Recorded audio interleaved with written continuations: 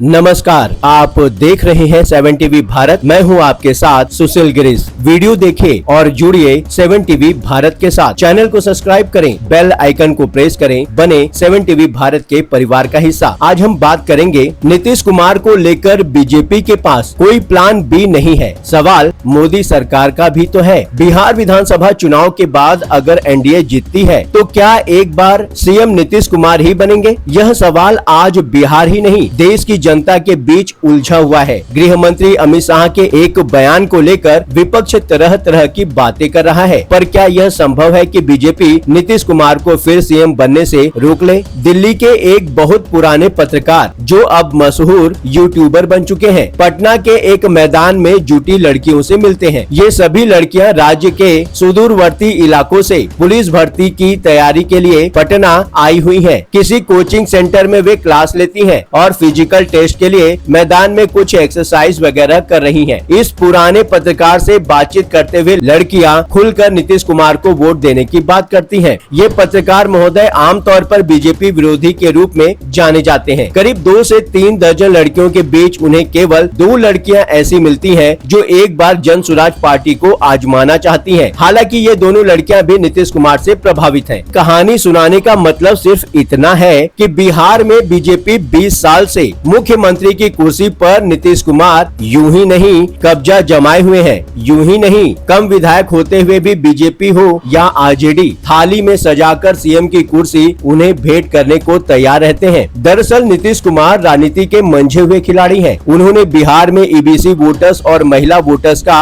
अपना इतना बड़ा बैंक तैयार कर रखा है कि दिल्ली में बैठे लोग उसे बिना बिहार में पहुँचे समझ ही नहीं सकते। शायद यही कारण है कि देश के गृह मंत्री अमित शाह नीतीश कुमार से मिलने पटना में उनके घर पहुंचे। दरअसल शाह के आज तक पंचायत में दिए गए बयान का अर्थ यह निकाला गया कि एनडीए जीतने पर विधायक तय करेंगे कि बिहार का सीएम कौन होगा। जाहिर है कि कहीं मतदाताओं के बीच गलत संदेश न चला जाए, इसलिए शाह खुद ही सीएम के घर पहुंच गए। सीट बंटवारे में ही तय हो गया था कि जेडीयू को कोई इग्नोर नहीं कर सकता। एनडीए का सीट बंटवारा एक स्पष्ट संदेश देता है कि जनता दल यूनाइटेड को इग्नोर करना नामुमकिन है। कुल 243 सीटों में बीजेपी और जेडीयू को 101 सीटें मिली। यह समानता न सिर्फ नीतीश कुमार के नेतृत्व को मजबूत करती है, बल्कि बीजेपी की रणनीतिक मजबूरी को उजागर करती है। एलजेपी रामविलास को 29 सीटें और हम आरएलएम को 6 सीटें मिली हैं। जाहिर है कि एनडीए विरोधी यह आरोप लगा रहे हैं कि नीतीश कुमार को बाहर करने की पूरी तैयारी कर ली गई है। इसके लिए लोजपा को जानबूझकर 29 सीटें दी गई हैं। अब सोचिए कि जब 2020 में बीजेपी ने जनता दल यूनाइटेड से 29 सीटें अधिक जीतकर भी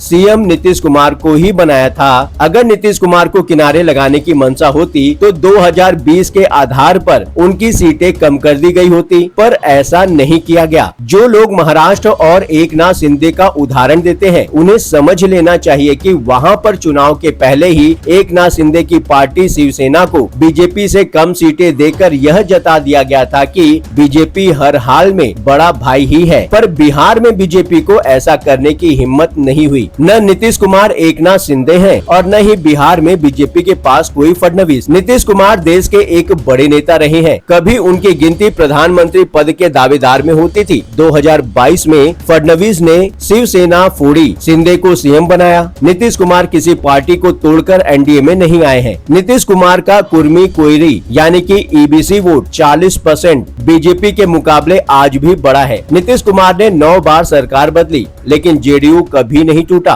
बल्कि उनके नेतृत्व में हमेशा मजबूत बना रहा। दूसरी तरफ बीजेपी के पास देवेंद्र फडणवीस की तरह पूरे राज्य भर में मशहूर कोई लीडर नहीं है। सम्राट चौधरी या फिर दिलीप जायसवाल फडणवीस जितने चतुर और जनता के बीच पैठ रखने वाले नहीं लगते। दूसरे प्रशांत किशोर ने तो सम्राट चौधरी पर ऐसे आरोप लगा दिए हैं कि अब वो बीजेपी के लिए बोझ बन चुके हैं। इसके अलावा नीतीश का कद इतना बड़ा है कि यदि वे आज भी बीजेपी से छिटक कर महागठबंधन का हिस्सा बनना चाहें तो वहां उनका स्वागत मुख्यमंत्री बनाकर ही होगा। यानी नीतीश एनडीए में रहें या महागठबंधन में, बिहार की राजनीति के किंग वही है। ऐसे में बीजेपी जबरन कोई मुसीबत मोल नहीं लेगी, वो भी तब जबकि जेडीयू के 12 सांसद केंद्र में मोदी सरकार को समर्थन दे रहे हो। ऐसे में नीतीश को बिहार का सीएम बनाए रखने में ही दोनों पार्टियों का फायदा है। बीजेपी के लिए लोकप्रियता पैमाना नहीं है, पर बिहार में नीतीश की बात अलग है। नीतीश कुमार की बिहार में लोकप्रियता से कोई भी इनकार नहीं कर सकता है। आज भी महिला वोटर्स और ईबीसी उनके साथ मजबूती से खड़े हैं, पर राजनीति में यह कोई महत्व नहीं रखता।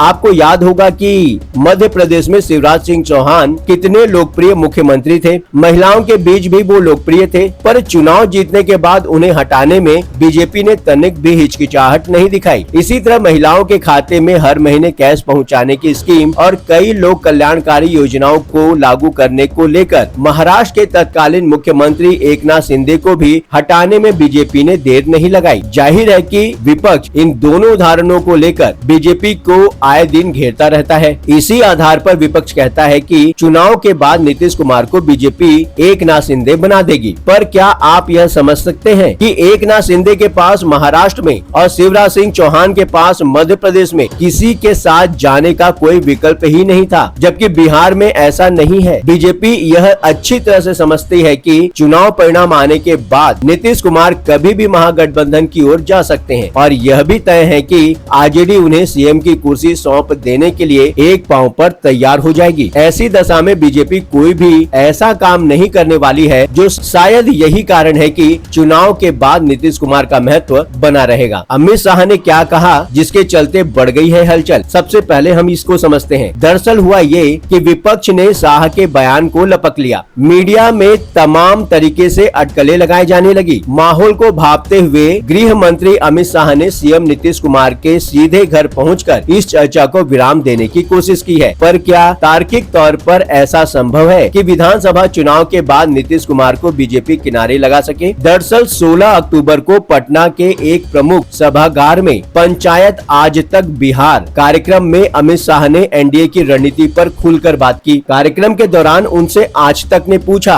कि क्या नीतीश कुमार ही एनडीए के सीएम फेस रहेंगे, तो शाह ने जवाब दिया कि हम नीतीश कुमार के नेतृत्व में चुनाव लड़ रहे हैं। 2020 चुनाव के बाद भी जब बीजेपी को ज्यादा सीटें मिली तो नीतीश कुमार को ही सीएम बनाया गया, क्योंकि गठबंधन का सम्मान जरूरी है। जीत के बाद सभी सहयोगी मिलकर फैसला लेंगे। शाह ने नीतीश की स्वास्थ्य और पलटी की अफवाहों को भी खारिज किया। कहा कि नीतीश जेपी आंदोलन के प्रमुख नेता रही हैं, इमरजेंसी के खिलाफ लड़े, उनका राजनीतिक जीवन कांग्रेस विरोधी रहा है। इस बयान का तात्कालिक प्रभाव गठबंधन पर पड़ा। जेडीयू ने इसे सम्मान का प्रतीक बताया, जबकि विपक्ष यानी कि आरजेडी ने इसे बीजेपी की मजबूरी करार दिया। शाह ने आगे कहा, एनडीए का फोकस विकास पर है। नीतीश के नेतृत्व में बिहार ने सड़कें, बिजली और शिक्षा में प्रगति की है। शाह का बयान गठबंधन को मजबूत करने का प्रयास था, जो दर्शाता है कि नीतीश को इग्नोर करना मुश्किल ही नहीं नामुमकिन भी है। इस विषय पर आप कुछ कहना चाहते हैं? नीचे कमेंट बॉक्स में लिखकर जरूर बताएं। चलते चलते एक बात बताना जरूरी है, यदि आप भी कोई जरूरी बात हम तक पहुंचाना चाहते हैं, चाहे वह प्रशासन से जुड़ी परेशानी हो, आपके साथ हुआ कोई अन्याय, कोई सामाजिक समस्या या फिर ऐसी कोई बात जिसे समाज में लाना जरूरी है, तो आप बेझिझक स्क्रीन पर दिए गए व्हाट्सएप नंबर 9998323655 पर आप हमसे सिर्फ व्हाट्सएप मैसेज के माध्यम से संपर्क करें। 7 टीवी भारत की टीम बात को गंभीरता से समझेगी और जरूरत पड़ी तो पूरी जिम्मेदारी के साथ उसे सबके समक्ष उठाएंगे। आपका विश्वास ही हमारी ताकत है। इस चैनल को सब्सक्राइब करें। लगातार खबरों के लिए बने रहिए 7 टीवी भारत के साथ।